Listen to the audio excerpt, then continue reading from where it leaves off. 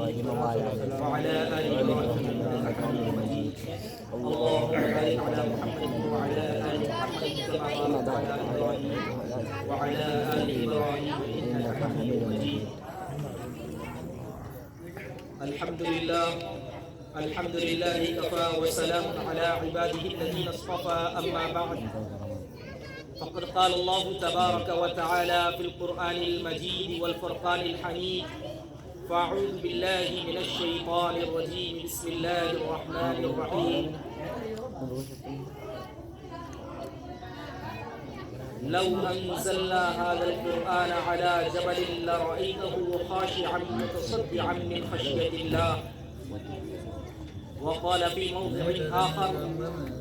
إنا نحن نزلنا الذكر وإنا له لحافظون صدق الله العظيم وقال النبي صلى الله عليه وسلم خيركم من تعلم القرآن وعلمه او كما قال علیہ الصلوۃ والسلام. اور تمام گھر والوں پر اور آپ کے تمام خاندان پر اپنا بہت بڑا فضل فرمایا ہے اور اللہ نے آپ کو اپنی نعمتوں میں سے بے پناہ قیمتی نعمت سے اور دولت سے نوازا ہے.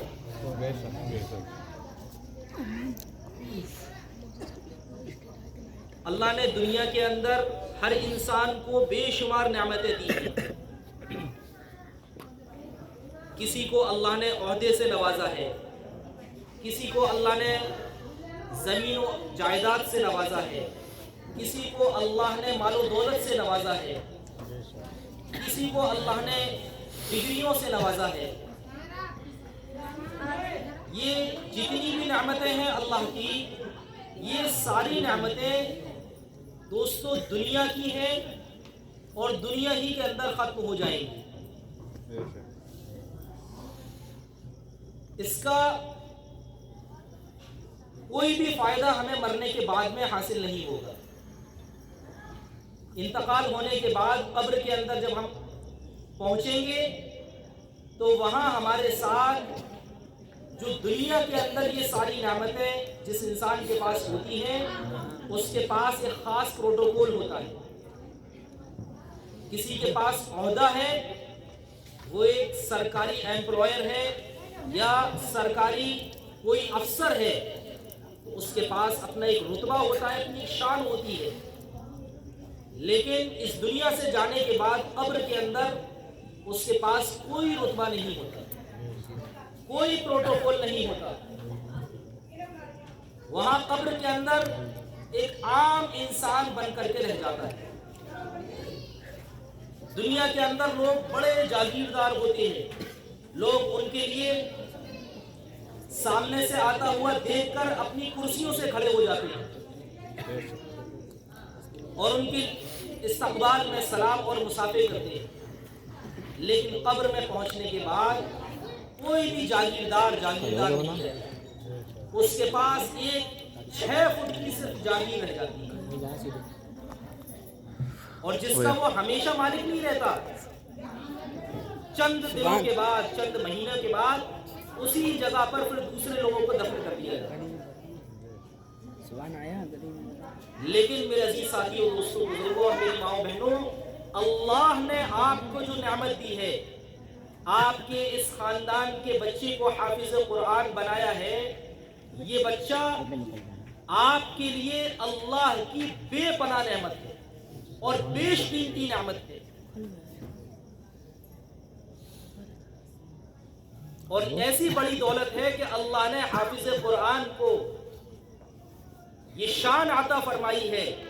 کہ دنیا کے اندر کتنا بھی بڑا رتبے والا ہو, دنیا کے اندر کتنی بھی بڑی شان و شوکت رکھنے والا ہو, جب اللہ کے گھر میں داخل ہوتا ہے تو وہ اس حافظ قرآن کے پیچھے کھڑے ہو کر کے قرآن کو سنتا ہے. اور یہ بڑے بڑے شان اور شوکت رکھنے والے لوگ ایک حافظ قرآن کے پاس جا کر کے ان سے سلام اور مصافحہ کرتے ہیں اور کہتے ہیں حافظ صاحب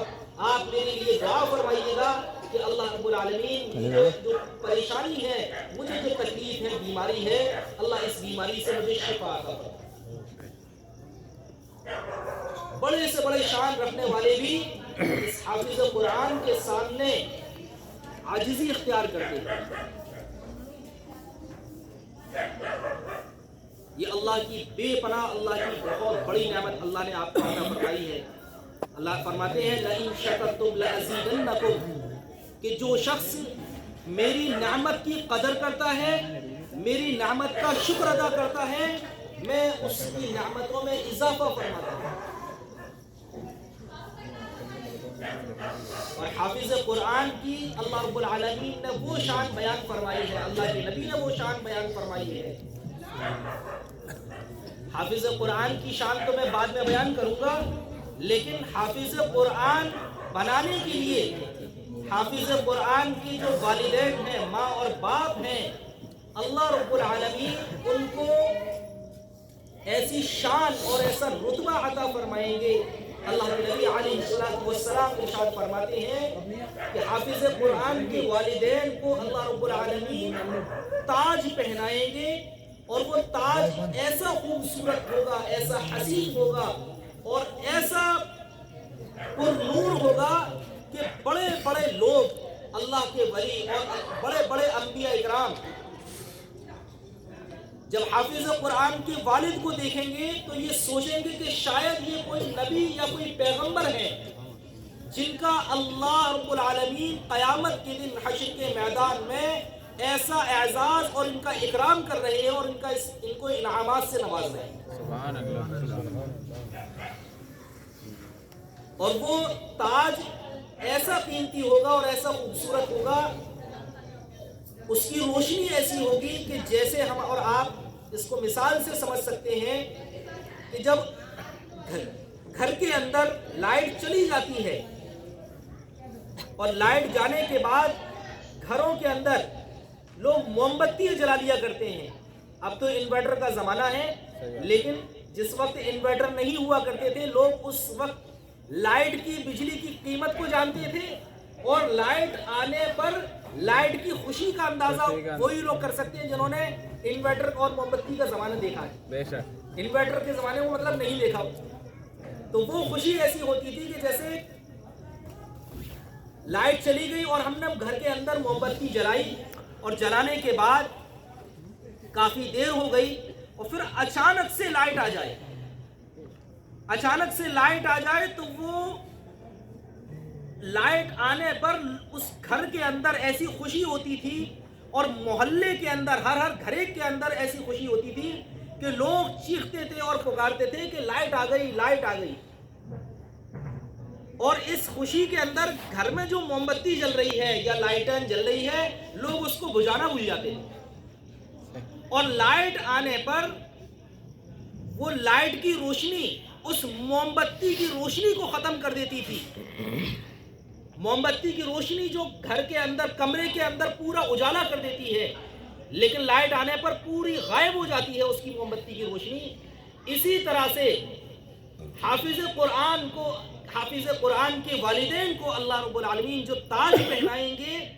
اس کی روشنی ایسی ہوگی کہ اگر سورج اس وقت میں اگر نکل رہا ہو، اس وقت سورج کو طلوع کیا جائے، نکالا جائے،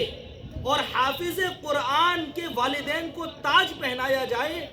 تو جو سورج پوری دنیا کے اندر روشنی پہنچاتا ہے، وہ سورج اس طرح سے غائب ہو جائے گا، اس کی روشنی ایسے غائب ہو جائے گی جیسا کہ بجلی آنے پر، لائٹ آنے پر موم بتی کی اور لائٹین کی روشنی ہی غائب ہو جاتی ہے۔ سبحان اللہ۔ یہ اللہ رب العالمین اتنا بڑا اس کو اکرام ان کے والدین کو عطا فرمائیں گے، اور بڑے بڑے انبیاء رش کر رہے ہوں گے، یہ بھی شاید کہ بہت بڑے کوئی نبی ہیں یا اللہ کے بہت بڑے کوئی ولی ہیں۔